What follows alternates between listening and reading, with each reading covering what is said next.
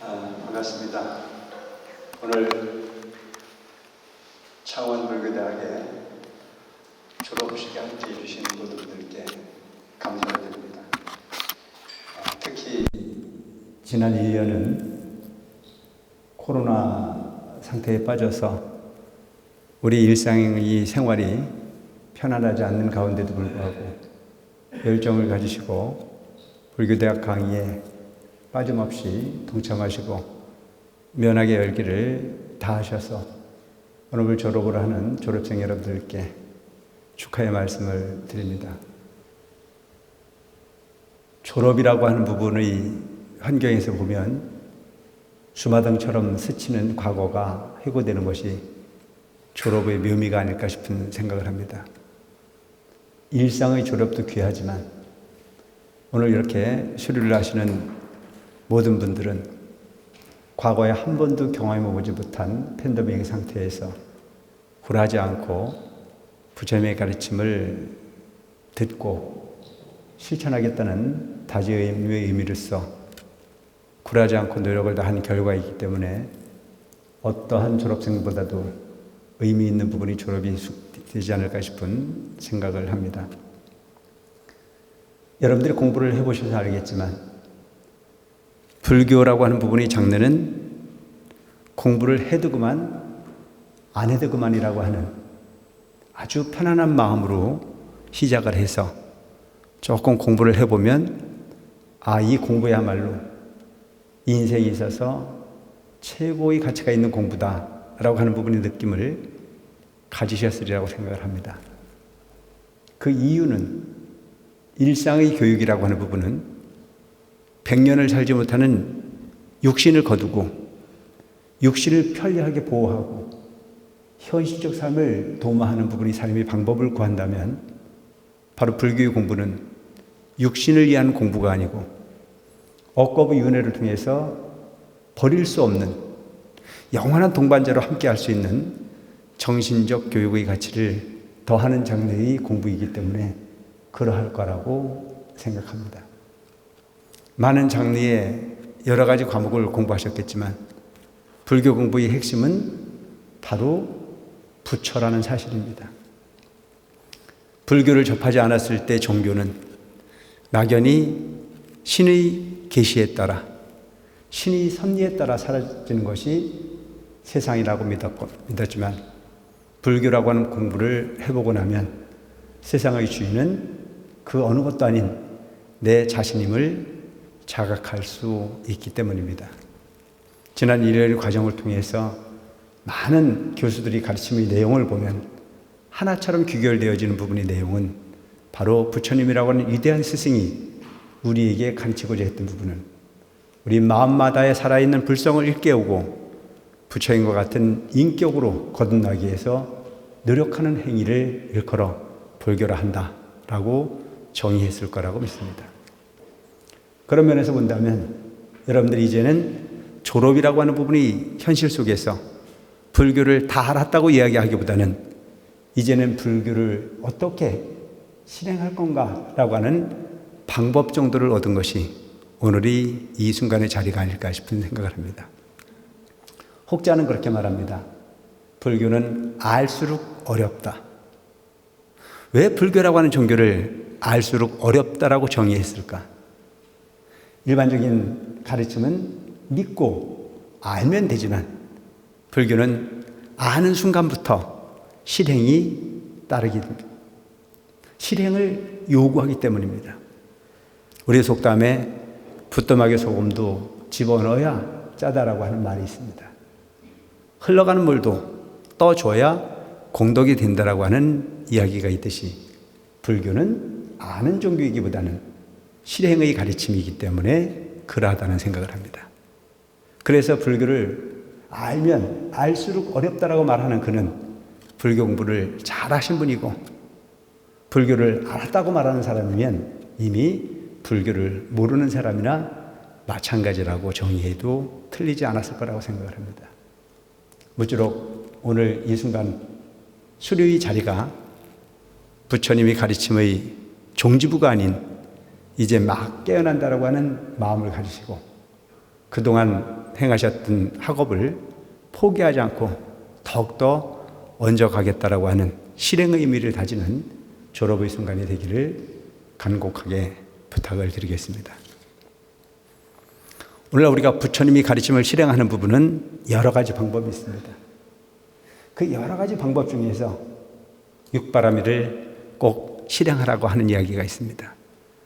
바라밀 행위 중에 첫 번째는 보시를 이야기합니다. 우리가 보시를 이야기할 때는 재보시가 있고 법보시가 있고 무예시가 있습니다.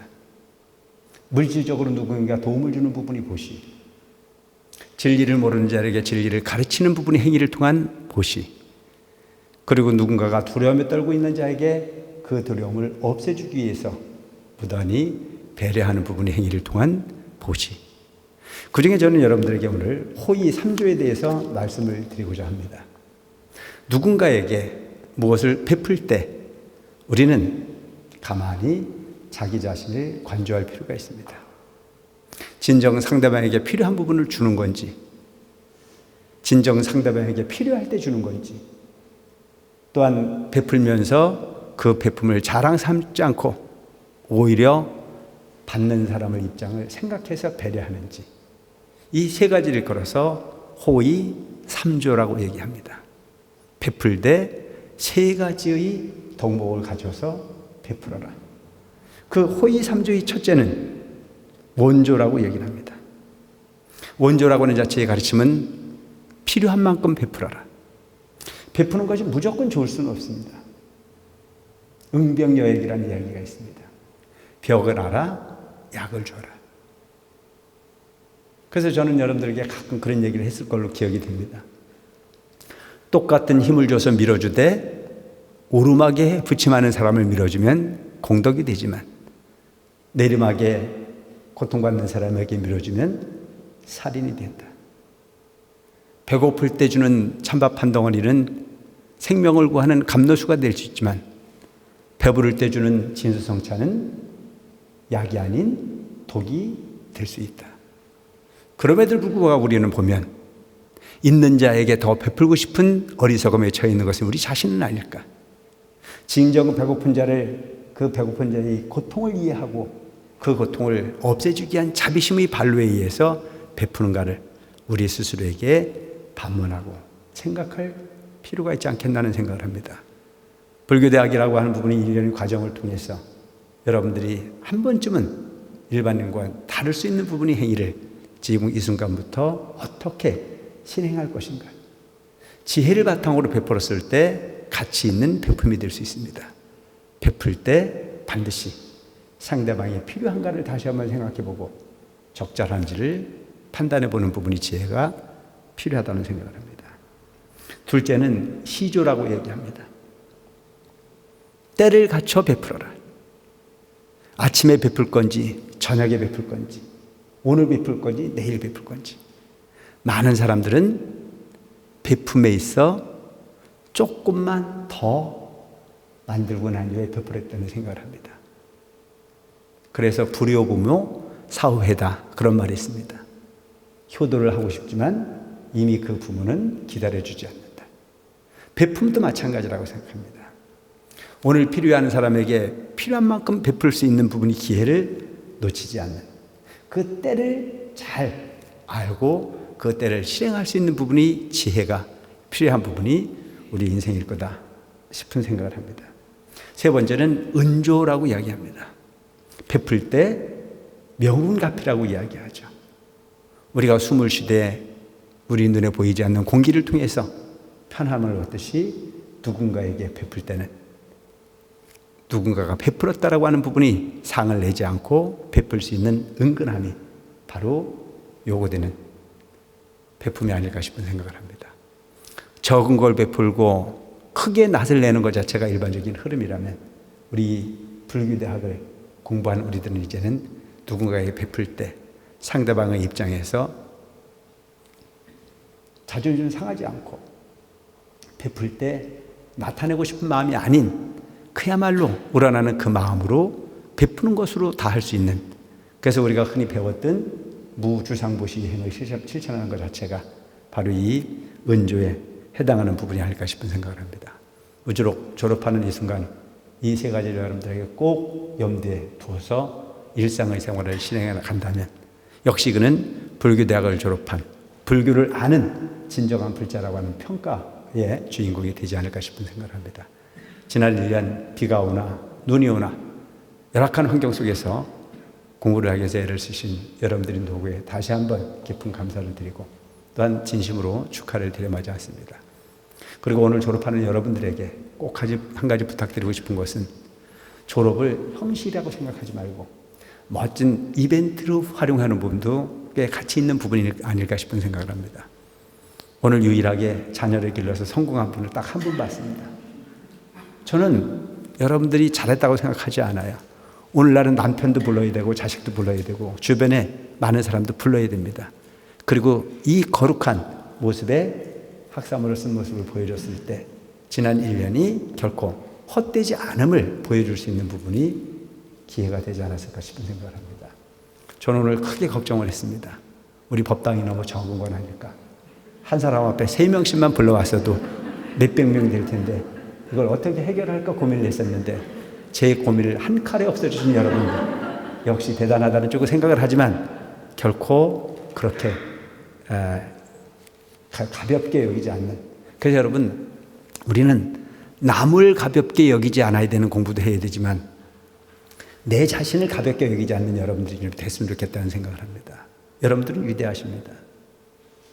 그래서 여러분 일반적인 학사 가운하고는 다른 가운을 만들었어요. 제가 저 밖에서 쓰는 학사 가운보다는 오늘 여러분들이 들은 그 모습은 그 박사보다 훨씬 가치 있는 공부를 한 여러분들이기 때문에 그러하다고 생각합니다. 올해부터는 그 커리큘럼을 좀 많이 바꿔가고 있습니다. 불교를 1년 동안에 공부하기는 너무나 시간이 적습니다. 그래서 공부하셨던 분들이 또 다시 공부를 해도 지루하지 않을 수 있도록 학사 일정 내지는 커리큘럼을 좀 많이 대폭 바꿨습니다. 그래서 불교를 이론적으로 공부하는 부분도 좋지만 실질적 생활 속에서도 응용할 수 있는 부분이 불교의 흐름으로 좀 바꿔야 되겠다. 그래서 응용 불교 쪽으로 지금 패턴을 좀 바꿔서 학사 일정을 좀 갖고 가고 있고 커리큘럼을 준비를 하고 있으니까 오늘이 마지막이라고 생각하지 마시고 여러분들 그 요즘 동계 올림픽 하고 있잖아요. 동계 올림픽에서 보니까 이것저것 다 잘하는 사람을 그랜드 슬램이라고 그러더라고요. 여러분들도 꼭 불교 공부를 1년에 끝나서 똑같은 과목을 반복하는 부분이 불교대학이 아닌 다른 장르를 통한 그렇지만 불교의 내용은 비슷하지만 실질적으로 응용하는 데서는 다양한 부분을 체험하고 가질 수 있도록 준비되어 있으니까 오늘이 마지막이라고 생각하지 마시고 기회가 된다면 또 한 번 등록을 하셔도 후회하지는 않을 만큼의 장르가 기다리고 있다고 하는 홍보의 말씀을 거듭드리면서 여러분은 오늘 2년이 마지막이 아닌 금강불교대학의 구기 졸업생으로서 항상 가는 곳마다 평생 아마도 내가 볼 때는 만나면 나는 금강불교대학의 국이었다라고 하는 부분을 항상 기억하고 또한 소속이 그 소속이라고 하는 부분을 표현하기에 부족함이 없는 여러분들이 될 수 있을 거라고 생각합니다.